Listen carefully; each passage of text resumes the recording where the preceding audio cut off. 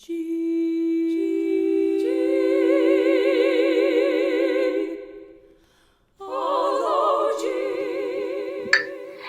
and welcome back. I know it's not considered polite to ask someone their age or dig into the past, but I don't think the Earth will mind. Today, we'll be digging into the Earth's history and discussing geological time. The geological timescale is continually being updated and is maintained by the International Commission of Stratigraphy. By studying rocks and using different techniques, such as analyzing fossils to date the sedimentary rock, along with a range of isotopic techniques, we can determine the actual age of igneous and metamorphic rocks. I'll not go into too much detail about isotopic dating, but want to mention this technique. Isotopic dating is based on the fact that we know the decay rates of some unstable isotopes of elements, which are constant over time. A common isotope that is used in geology is the decay of potassium-40 to argon-40, and has a half-life of 1.3 billion years. When looking at isotopic dating, we look at an isotope's half-life, which is the time it takes the element to decay by half. In addition to isotopic dating, it is important to mention a few basic principles that have been used for arranging events before there was a way of actually establishing any numerical age of a given rock. There are a number of notable geologists to mention that have aided in the principle of faunal succession, which was proposed by William Smith and is based on the observation of sedimentary rocks and studying fossilized fauna and flora. This principle allows us to identify and date rock and strata, layers of rock, because there is a defined order in which organisms have evolved over time, and by identifying a specific fossil, this can be used to identify the age of the rock. And I wanted to highlight some geologists that contributed greatly to this field during this time, which were Mary Anning, Ethel Bennett, Elizabeth Anderson Gray, Mary Lyell, and many more. I want to spend a brief moment highlighting some contributions that these women have made to geology, since women contributions are not talked about much, especially during this time. It is important to highlight the contributions because they paved the way for other women in the field. Bennett was an independent geologist and is commonly referred to as the first lady geologist in Britain. She was a pioneer biostratigrapher and contributed greatly to the field. In particular, she even published her own work and corresponded with other prominent male geologists during this time, which was uncommon and unheard of. She had an extensive fossil collection and donated many species to public museums to help benefit science.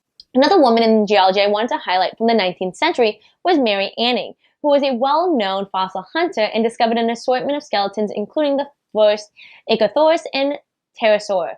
She was a notable fossil finder and was often neglected in publications by the male geologists whom she sold her fossils to. Both Bennett and Anning had knowledge about the principles of stratigraphy, which is the branch of geology that is concerned with studying rock layers. Bennett was a larger contributor to the conversation and debates with male geologists and didn't always agree with William Smith. The naming of geological time periods are often named after the area in which the rocks were discovered, such as the Jurassic being named after the Jura Mountains in France and Switzerland. In some cases, they are named after rocks that were common for that age. Another principle I want to mention as well is the principle of superposition, which is a way to relatively date strata by the older strata being located at the bottom and the top layer being the most recent. As you can see, this is a very simple way to determine what strata is old and new by looking at the layering. Any disruption to this layering is a result of tectonic processes, such as an earthquake or other tectonic disruptions. The principle of inclusion states that any rock fragment or class that is found in a sedimentary rock, then this inclusion must be older than the rock it has been included with. Another important principle is the cross-cutting relationship, which is when you have a geological feature that has a cut or some sort of disruption in it, which must be a younger feature. It is important to also bring into the conversation unconformities, which represent gaps or interruptions in geological records and occurs when rocks or sediments have eroded away. This is similar to if you were reading a book and all of a sudden you are missing a page, but instead we are missing a record of this geological time. If I was reading a book, I would be devastated if I was missing pages.